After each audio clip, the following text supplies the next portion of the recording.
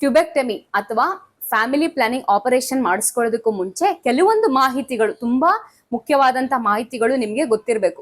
ಅದ್ ಯಾವ್ದು ಅಂತಂದ್ರೆ, ಈ ಫ್ಯಾಮಿಲಿ ಪ್ಲಾನಿಂಗ್ ಆಪರೇಷನ್ ಅಥವಾ ಟ್ಯೂಬೆಕ್ಟಮಿ ಆಪರೇಷನ್ ಹೇಗೆ ನಿಮ್ಗೆ ಗರ್ಭ ನಿಲ್ಲದೆ ಇರೋ ಹಾಗೆ ಹೇಗೆ ಸಹಾಯ ಮಾಡುತ್ತೆ ಅಂತ ಗೊತ್ತಿರ್ಬೇಕು. ಈಗ ನೋಡಿ, ಮಹಿಳೆಯರಲ್ಲಿ ಉತ್ಪನ್ನ ಆದಂತಹ ಎಗ್ ಅಂದ್ರೆ ಅಂಡಾಶಯದಿಂದ ಬರುವಂತಹ ಅಂಡಾಣು ಎಗ್ಸ್ ಏನಿರುತ್ತೆ ಅದು ಫಾಲೋಪಿಯನ್ ಟ್ಯೂಬ್ಗೆ ಬರುತ್ತೆ. ಓಕೆನಾ? ಈ ಫಾಲೋಪಿಯನ್ ಟ್ಯೂಬ್ ಅಲ್ಲಿ ಎಗ್ ವೆಯ್ಟ್ ಮಾಡ್ತಾ ಇರುತ್ತೆ.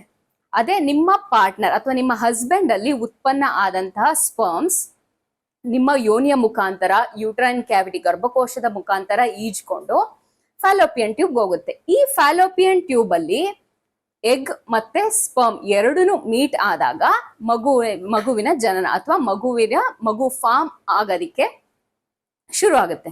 ಓಕೆ, ಸೊ ಅದೇ ಈ ಫಾಲೋಪಿಯನ್ ಟ್ಯೂಬ್ ನ ಬ್ಲಾಕ್ ಮಾಡಿದಾಗ, ಟ್ಯೂಬೆಕ್ಟಮಿ ಮುಖಾಂತರ ಬ್ಲಾಕ್ ಮಾಡಿದಾಗ ಮುಂದೆ ಮಕ್ಕಳಾಗದೆ ಇರೋ ಹಾಗೆ ತಡೆಗಟ್ಟಲಾಗುತ್ತೆ. ಈ ಒಂದು ಆಪರೇಷನ್ ಒಂದು ಪರ್ಮನೆಂಟ್ ಸ್ಟೆರಿಲೈಸೇಷನ್ ಅಂದ್ರೆ ಮುಂದೆ ಮಕ್ಕಳಾಗದೇನೆ ಇರೋ ಹಾಗೆ ಮಾಡುವಂತ ಪ್ರೊಸೀಜರ್ ಆಗಿರುತ್ತೆ. ಯಾಕಂದ್ರೆ ಇವಾಗ ನೀವು ಇನ್ ಕೇಸ್ ಕಾಪರ್ ಟಿ ಹಾಕ್ಸ್ಕೊಂಡಿದ್ರೆ, ಕಾಪರ್ ಟಿ ತೆಗ್ಸಾದ್ಮೇಲೆ ನಿಮ್ಗೆ ಮತ್ತೆ ಮಕ್ಕಳಾಗೋ ಚಾನ್ಸಸ್ ಇರುತ್ತೆ.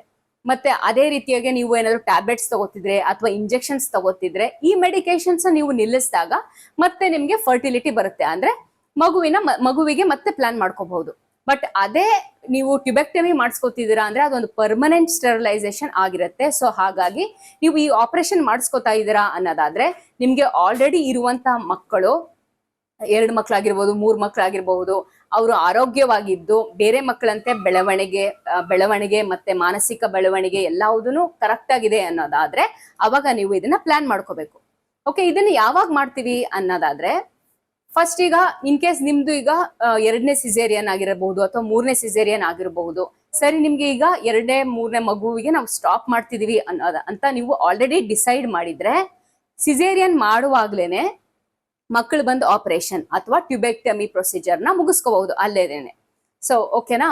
ಅದೇ ಇನ್ ಕೇಸ್ ನಿಮ್ಗೆ ನಾರ್ಮಲ್ ಡೆಲಿವರಿ ಆಗಿದ್ದು ವಿತಿನ್ 3 days ಅಥವಾ ವಿತಿನ್ 1 week ಒಳಗಡೆ, ನೀವು ವಿತಿನ್ 5 to 7 days ಹಾಸ್ಪಿಟಲ್ ಅಲ್ಲೇ ಇರ್ತಿರಲ್ಲ, ಡಿಸ್ಚಾರ್ಜ್ ಆಗೋದಕ್ಕೂ ಮುಂಚೆನೆ ಈ 3 to 5 days ಒಳಗಡೆ ಆಪರೇಷನ್ ನ ಮಾಡಿಸ್ಕೋಬಹುದು.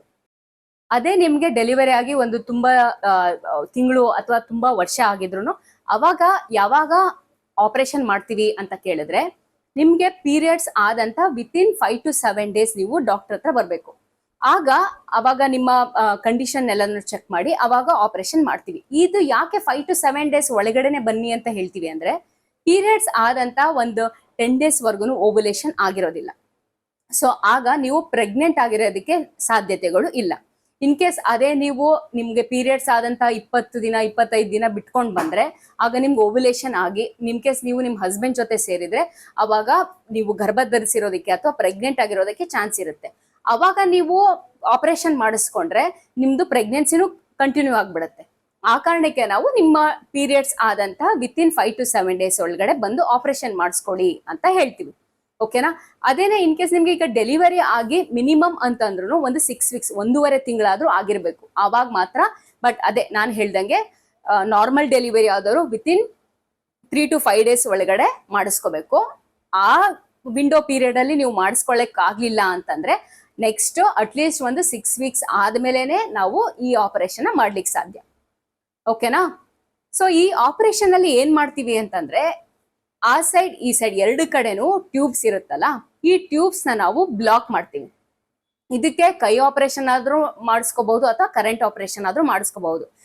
ಕೆಲವೊಬ್ರು ಕೈ ಆಪರೇಷನ್ ಅಂತಂದ್ರೆ ಓಪನ್ ಟ್ಯೂಬೆಕ್ಟಮಿ, ಅಥವಾ ಕರೆಂಟ್ ಆಪರೇಷನ್ ಅಂತಂದ್ರೆ ಲ್ಯಾಪ್ರೋಸ್ಕೋಪಿಕ್ ಟ್ಯೂಬೆಕ್ಟಮಿ. ಕರೆಂಟ್ ಆಪರೇಷನ್ ಅಥವಾ ಲ್ಯಾಪ್ರೋಸ್ಕೋಪಿಕ್ ಟ್ಯೂಬೆಕ್ಟಮಿ ಇದ್ರಲ್ಲಿ ಏನ್ ಮಾಡ್ತೀವಿ ಅಂತಂದ್ರೆ, ಒಂದು ತೀರಾ ಸಣ್ಣದಾದಂತ ಒಂದು ಇನ್ಸಿಷನ್, ಒಂದು ಸೆಂಟಿಮೀಟರ್ ಅಥವಾ 1.5 ಸೆಂಟಿಮೀಟರ್ ಗಾತ್ರದ ಅಷ್ಟೇ ಇನ್ಸಿಷನ್ ನ ಕೊಟ್ಟು ಅದ್ರ ಮುಖಾಂತರ ದುರ್ಬಿನ್ ಅಥವಾ ಲ್ಯಾಪ್ರೋಸ್ಕೋಪಿಕ್ ಇನ್ಸ್ಟ್ರೂಮೆಂಟ್ಸ್ ಹಾಕಿ 2 ಕಡೆ ಇರುವಂತಹ ಟ್ಯೂಬ್ಸ್ ನ ಒಂದು ಬ್ಯಾಂಡ್ ಹಾಕಿ ಬ್ಲಾಕ್ ಮಾಡ್ಬಿಡ್ತೀವಿ. ಓಕೆ, ಅದೇ ಓಪನ್ ಟ್ಯೂಬೆಕ್ಟಮಿಯಲ್ಲಿ ಒಂದು 3 ಸೆಂಟಿಮೀಟರ್ ಒಂದು ಇಷ್ಟು ಗಾತ್ರದ ಒಂದು ಇನ್ಸಿಷನ್ ನ ಹಾಕಿ ಓಪನ್ ಮಾಡಿ ಆ ಸೈಡ್ ಈ ಸೈಡ್ 2 ಟ್ಯೂಬ್ ನ ನಾವು ಲೈಗೇಟ್ ಮಾಡ್ಬಿಡ್ತೀವಿ. ಈ ರೀತಿಯಿಂದ ಬ್ಲಾಕ್ ಆಗುತ್ತೆ. ನೆಕ್ಸ್ಟ್ ಗೆ ನಿಮ್ಗೆ ಮಗು ಆಗದೆ ಇರೋ ರೀತಿ ತಡೆಗಟ್ತೀವಿ. ಓಕೆ, ಇನ್ನು ಕೆಲವೊಬ್ರು ಓಕೆ ನಾವು ಈಗ ಆಪರೇಷನ್ ಮಾಡಿಸ್ಕೊಂಡ್ಮೇಲೆ ನಾವು ಯಾವ ರೀತಿ ಅಂತ ಕೇರ್ ತಗೋಬೇಕು ಅಂತ ಕೇಳ್ತಾರೆ. ನೋಡಿ, ಈಗ ನಿಮ್ಗೆ ನಾರ್ಮಲ್ ಡೆಲಿವರಿ ಆದ್ಮೇಲೆ ಮಾಡಿಸ್ಕೊಂಡ್ರೆ ವಿತಿನ್ 3 to 5 days ಮಾಡಿಸ್ಕೊಂಡಿದ್ರೆ, ಅಥವಾ ಸಿಸೇರಿಯನ್ ಒಳಗಡೆನೆ ಸಿಸೇರಿಯನ್ ಜೊತೆನೆ ನೀವು ಆಪರೇಷನ್ ಮಾಡಿಸ್ಕೊಂಡಿದ್ರೆ ಮಾಮೂಲಿ ಅದ್ರದ್ದು ಏನಿರುತ್ತೆ ಬಾಣಂತನದ್ದು ಆರೈಕೆ ಏನಿರುತ್ತೆ ಅದೇ ರೀತಿ ಸೇಮ್ ಇರುತ್ತೆ. ಬಟ್ ಅದೇ ನೀವು ಇಂಟರ್ವಲ್ ಅಂತಂದ್ರೆ ನಿಮ್ಗೆ ಡೆಲಿವರಿ ಆದಂತ ಕೆಲವು ತಿಂಗಳ ಮೇಲೆ ಅಥವಾ ಕೆಲವು ವರ್ಷಗಳ ಮೇಲೆ ಮಾಡಿಸ್ಕೊತಿದ್ದೀರಾ ಅನ್ನೋದಾದ್ರೆ ಒಂದು 7 to 10 days of rest enough. ಓಕೆನಾ? ಅದೇ ನಿಮ್ಗೆ ಲ್ಯಾಪ್ರೋಸ್ಕೋಪಿಕ್ ಟ್ಯೂಬೆಕ್ಟಮಿ ಅಥವಾ ಕರೆಂಟ್ ಆಪರೇಷನ್ ಮಾಡಿಸ್ಕೊತಿದ್ದೀರಾ ಅಂತಂದ್ರೆ ಅದು ಒಂದು ಡೇ ಕೇರ್ ಪ್ರೊಸೀಜರ್ ಆಗಿರುತ್ತೆ. ನೀವು ಬೆಳಗ್ಗೆ ಅಡ್ಮಿಟ್ ಆದ್ರೆ ಬೆಳಗ್ಗೆ ಆಪರೇಷನ್ ಮಾಡಿ ಈವ್ನಿಂಗ್ ಒಳಗಡೆ ನೀವು ಡಿಸ್ಚಾರ್ಜ್ ಆಗ್ಬಿಡ್ಬಹುದು. ಅದೇ ಕೈ ಆಪರೇಷನ್ ಅಥವಾ ಓಪನ್ ಟ್ಯೂಬೆಕ್ಟಮಿಯಲ್ಲಿ ಕೆಲವೊಬ್ರು 1 ದಿನ ಅಥವಾ 2 ದಿನ ಅಬ್ಸರ್ವೇಷನ್ ಅಲ್ಲಿ ಇಟ್ಟು ಆಮೇಲೆ ಡಿಸ್ಚಾರ್ಜ್ ಮಾಡ್ತಾರೆ. ಓಕೆನಾ? ಸೊ ಹಾಗಾಗಿ ನಿಮ್ಗೆ ತಿಂಗಳಾನ್ಗಟ್ಲೆ ನೀವು ರೆಸ್ಟ್ ತಗೋಬೇಕು ಅಂತ ಆ ತರ ಇರೋದಿಲ್ಲ. ಒಂದು 4 to 6 weeks ಎಲ್ಲ ನೀವು ರೆಸ್ಟ್ ತಗೋಬೇಕು, ಯಾವುದೇ ರೀತಿ ಅಂತ ಕೆಲಸ ಮಾಡಬಾರ್ದು, ಆ ರೀತಿ ಅಂತ ಒಂದು ರೆಸ್ಟ್ರಿಕ್ಷನ್ಸ್ ಏನೂ ಇರೋದಿಲ್ಲ.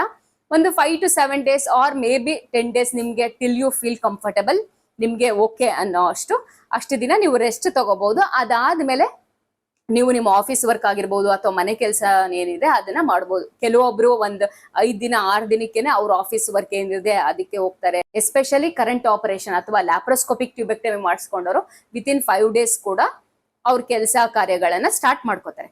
ಓಕೆ, ಸೊ ಹಾಗಾಗಿ ಈಗ ಈ ರೀತಿ ಅಂತ ಆಪರೇಷನ್ ಮಾಡಿಸ್ಕೊಂಡಿದ್ದು ಅವತ್ತಿನ ದಿನದಿಂದನೇ ಎಫೆಕ್ಟಿವ್ ಆಗಿರುತ್ತೆ.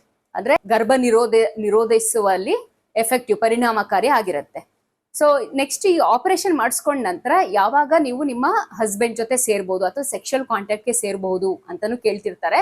ಅದು ನೋಡಿ ಡಿಪೆಂಡ್ಸ್. ನಿಮ್ಗೆ ಗಾಯ ಮಾಯ ಆಗೋ ತನಕ, ಗಾಯ ವಾಸಿ ಆಗೋ ತನಕ ನೀವು ಸೆಕ್ಷುವಲ್ ಕಾಂಟ್ಯಾಕ್ಟ್ ನ ಅವಾಯ್ಡ್ ಮಾಡಬಹುದು. ಅದೇ ಒಂದು 7 days ಆದ್ಮೇಲೆ ಎಲ್ಲ ಚೆನ್ನಾಗಿ ಗುಣ ಆದ್ಮೇಲೆ ನೀವು ನಿಮ್ಮ ಹಸ್ಬೆಂಡ್ ಜೊತೆ ಸೆಕ್ಷುವಲ್ ಕಾಂಟ್ಯಾಕ್ಟ್ ನ ಇಟ್ಕೋಬಹುದು. ಓಕೆನಾ?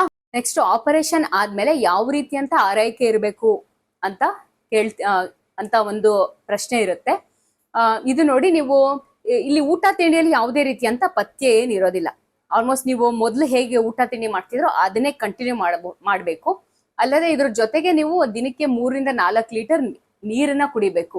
ಜೊತೆಗೆ ಪ್ರೋಟೀನ್ ಅಂಶ ಇರುವಂತಹ ಹೆಚ್ಚು ಊಟ ಮಾಡುವಂತದ್ದು, ಮತ್ತೆ ಎಲ್ಲಾ ರೀತಿಯಂತ ಸೊಪ್ಪು ತರಕಾರಿ, ಮತ್ತೆ ಇವಾಗ ಆಲ್ರೆಡಿ ನಾನ್ ವೆಜ್ ತಗೋತಿದ್ದೀರಾ ಅಂತಂದ್ರೆ ಅದನ್ನು ಸಹ ತಗೋಬೇಕು.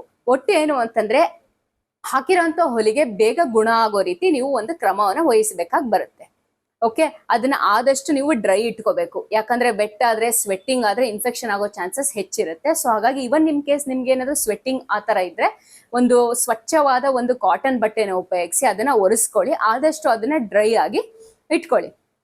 ಓಕೆ, ಇನ್ನು ಡಾಕ್ಟರ್ ಹತ್ರ ಯಾವಾಗ ಹೋಗ್ಬೇಕು ಅಂತಂದ್ರೆ ಇನ್ ಕೇಸ್ ಆ ಇನ್ಸಿಷನ್ ಹಾಕಿರೋ ಜಾಗದಲ್ಲಿ ಏನಾದ್ರೂ ಕೆಂಪು ಏನಾದ್ರು ರೆಡ್ನೆಸ್ ಏನಾದ್ರು ಕಾಣಿಸ್ಕೊಂಡ್ರೆ, ಸ್ವಲ್ಪ ಊತ ಏನಾದ್ರು ಕಾಣಿಸ್ಕೊಂಡ್ರೆ, ಅಥವಾ ಯಾವ ರೀತಿ ಅಂತ ಒಂದು ಡಿಸ್ಚಾರ್ಜ್ ಆಗಿರಬಹುದು, ಪಸ್ ಇರಬಹುದು, ಅಥವಾ ನೀರು ಅಥವಾ ಯಾವುದೇ ರೀತಿಯಂತ ಡಿಸ್ಚಾರ್ಜ್ ಏನಾದ್ರು ಕಾಣಿಸ್ಕೊಂಡ್ರೆ, ಅಥವಾ ತೀರಾ ನೋವು ಹೆಚ್ಚು ಕಾಣಿಸ್ಕೊಳ್ತಿದೆ ಅಂದಾಗ ನೀವು ನಿಮ್ಮ ಡಾಕ್ಟರ್ನ ಭೇಟಿ ಆಗ್ಬೇಕು. ಓಕೆ, ಸೊ ಇನ್ನು ನೆಕ್ಸ್ಟ್ ಇನ್ನೊಂದು ಪ್ರಶ್ನೆ ಇರುತ್ತೆ. ಓಕೆ ಮೇಡಮ್, ಈಗ ನಾವು tubectomy operation, family planning operation ಮಾಡಿಸ್ಕೊಂಡಾಗ ಆದ್ಮೇಲೂ ಸಹ ಪ್ರೆಗ್ನೆನ್ಸಿ ಆಗೋದಕ್ಕೆ ಚಾನ್ಸಸ್ ಇರುತ್ತಾ ಅಂತ ಒಂದು ಮನಸ್ಸಲ್ಲಿ ಒಂದು ಪ್ರಶ್ನೆ ಇರುತ್ತೆ. ನೋಡಿ, most effective method of contraception is tubal ligation. ಗರ್ಭವನ್ನು ನಿರೋಧಿಸುವಲ್ಲಿ ಟ್ಯೂಬೆಕ್ಟಮಿ ಅನ್ನೋದು ಬಹಳ ಬಹಳ ಪರಿಣಾಮಕಾರಿಯಾದದ್ದು. ನಿಮ್ಗೆ ಒಂದು 99.5% ನೀವು ಪ್ರೆಗ್ನೆನ್ಸಿ ಆಗೋದಿಲ್ಲ.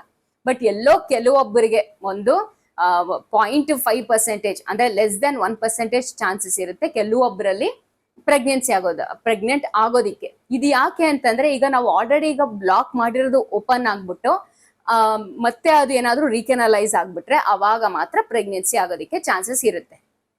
ಓಕೆ, ಸೊ ಈ ಒಂದು ಮಾಹಿತಿ ನಿಮ್ಗೆ ಉಪಯೋಗ ಆಯ್ತು ಅಂತ ತಿಳ್ಕೊತೀನಿ. ಮುಂದಿನ ವಿಡಿಯೋದಲ್ಲಿ ಮತ್ತಷ್ಟು ಮಾಹಿತಿಗಳೊಂದಿಗೆ ಸಿಗೋಣ. Thank you.